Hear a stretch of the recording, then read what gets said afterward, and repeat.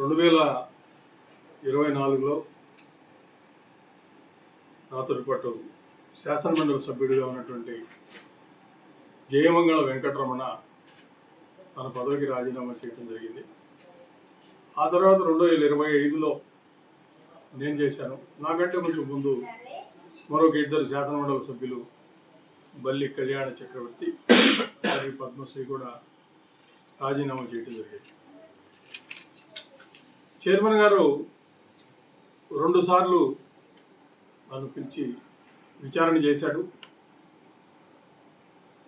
నేనైతే స్వయంగా ఆయనకే తీసుకెళ్ళి నా రాజీనామా లేఖని ఇవ్వటం జరిగింది. రాజీనామా లేఖ అనేది చట్ట ప్రకారం కౌన్సిల్లో ఉన్నటువంటి ఆంధ్రప్రదేశ్ లెజిస్లేటివ్ కౌన్సిల్ రూల్స్ ప్రకారం ఎవరి ద్వారా అయినా పంపించవచ్చు, స్వయంగా ఇవ్వవచ్చు, రెండింటిలో ఏదైనా చేయొచ్చు. ఈరోజు జయమంగళం వెంకటరమణ రాజీనామాని తిరస్కరించినట్టుగా మనం అందరం కూడా చూసాం మీడియాలో. తిరస్కరించడానికి గల కారణాలు ఏంటంటే ఆయన స్వయంగా నాకు ఇవ్వలేదు, రెండోది మిగతా పార్టీల ప్రభావం ఉంది.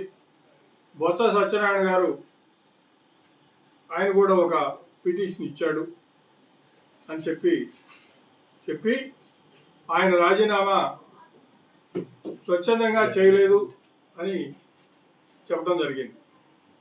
ఆర్డర్లో ఆ రకంగా రాసినట్లుగా మనం మీడియాలో ఈరోజు చూసాం. వాస్తవంగా జయమంగళ వెంకటరమణ అనేటువంటి ఎమ్మెల్సీ 2 సార్లు విచారణకు పిలిస్తే స్వయంగా వెళ్ళి నేను నా రాజీనామాని స్వచ్ఛందంగానే చేశాను, నా రాజీనామాను అంగీకరించండి అని చెప్పి ఆయన విచారణలో చెప్పడమే కాకుండా కౌన్సిల్ జరిగేటప్పుడు కూడా అతను అందరి సమక్షంలో కౌన్సిల్ హాల్లో నా రాజీనామాని యాక్సెప్ట్ చేయండి అని చెప్పి కూడా అడగటం జరిగింది. అతని రాజీనామాని యాక్సెప్ట్ చేయనందున అతను హైకోర్టుకు వెళ్ళాడు. హైకోర్టుకు వెళ్ళిన తర్వాత చైర్మన్ గారు అక్కడ సమయానికి ఆన్సర్ కూడా పెట్టకపోతే 10,000 రూపాయలు ఖర్చులు వేసి ఆ రోజు చైర్మన్ గారి మీద కోర్టు ఆ ఖర్చులను కూడా కోర్టుకి కట్టడం జరిగింది. మరి ఇంతవరకు ఎప్పుడు కూడా మండల చైర్మన్ మీద కోర్టు ఖర్చులు వేయటం, అవి చైర్మన్లు చెల్లించినటువంటి దాఖలాలు మనకి ఎక్కడా లేవు. ఈరోజు రాజీనామాని తిరస్కరించడానికి చెప్పినటువంటి కారణాలు చైర్మన్ గారు చెప్పినట్టుగా లేదు. ఆయన చేత వైఎస్ఆర్ కాంగ్రెస్ పార్టీలో ఉన్నటువంటి పెద్దలు, దాని అధ్యక్షులు జగన్మోహన్ రెడ్డి గారు చెప్పినట్టుగా ఉంది తప్ప ఒక చైర్మన్గా కౌన్సిల్ చైర్మన్గా ఏ నిర్ణయం అయితే తీసుకోవాలో ఆ నిర్ణయం మాత్రం తీసుకున్నట్టుగా ఎక్కడ కూడా కనపట్లేదు. కేవలం వైఎస్ఆర్ కాంగ్రెస్ పార్టీ వాళ్ళ సలహాల మీద, సూచనల మీద వాళ్ళు చెప్పినట్టుగా ఈ రకమైనటువంటి నిర్ణయం తీసుకోవడమే కాకుండా మిగతా వారి రాజీనామాలు కూడా నేను ఆమోదించటం లేదు అని మాత్రం పత్రికల్లో ఆయన ముందుగానే తెలియజేశాడు. అంటే మావి కూడా ఆమోదించరు అని చెప్పి ఆయన మాట్లాడినట్టుగా పత్రికల్లో వచ్చింది. చైర్మన్ గారు ప్రజాస్వామ్యబద్ధంగా వ్యవహరిస్తలేదు అనడానికి ఇంతకంటే ఉదాహరణ ఏమీ లేదు. కౌన్సిల్ చైర్మన్ హుందాగా వ్యవహరించాలా, ఒక జడ్జిలాగా నిర్ణయాలు తీసుకోవాలా, ఒక పార్టీ నాయకుడిలాగా పార్టీ వారు బయట నుంచి ఏ రకంగా అయితే చెప్పారో ఆ రకంగా నిర్ణయాలు తీసుకోవడం అనేది ప్రజాస్వామ్యానికే విరుద్ధం. ఈరోజు మండలి చైర్మన్ గారు తీసుకున్నటువంటి నిర్ణయం ప్రజాస్వామ్యానికే గొడ్డలి వేటు అని చెప్పక తప్పదు. ఆయన ప్రవర్తించినటువంటి తీరు, ఆయన రాసినటువంటి ఆర్డరు చట్టబద్ధం కాదు, ప్రజాస్వామ్యబద్ధం కాదు, రూల్స్కి విరుద్ధంగా ఉంది. వైఎస్ఆర్ కాంగ్రెస్ పార్టీ వాళ్ళు రాసిస్తే ఆ యొక్క ఆర్డర్ రాసినట్టుగా, ఆ యొక్క ఆర్డర్ చెప్పినట్టుగా ఉంది తప్ప ఒక మండల చైర్మన్గా కౌన్సిల్ రూల్స్ ప్రకారం తీసుకోవాల్సినటువంటి చర్యలు మాత్రం అవి కావు.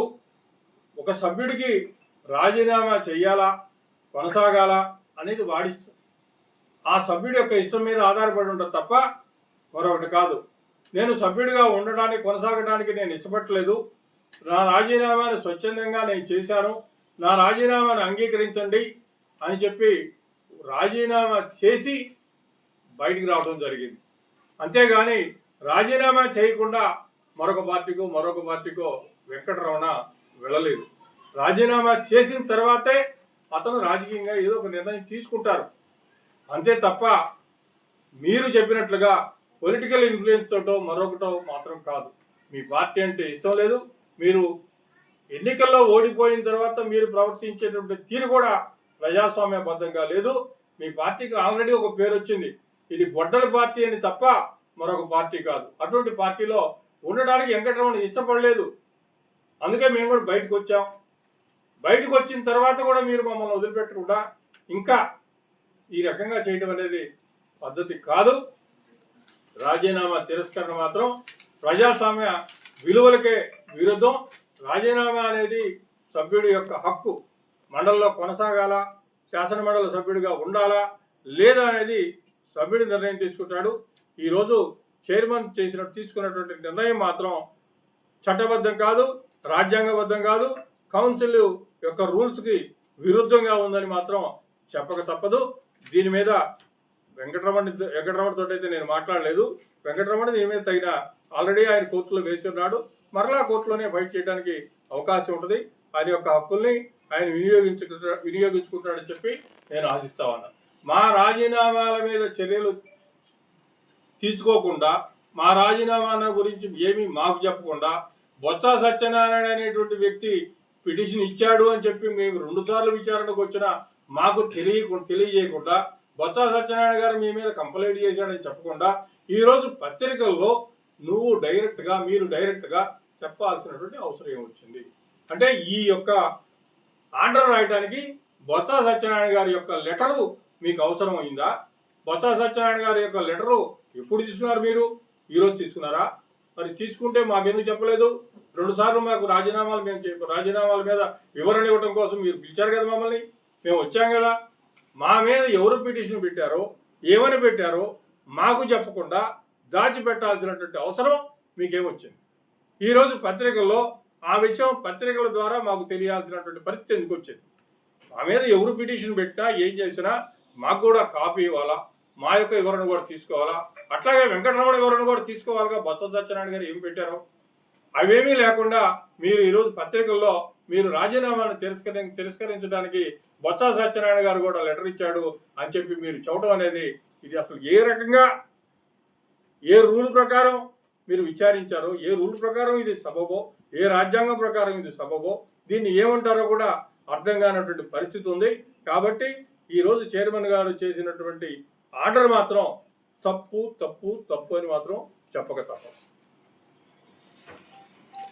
Thank you.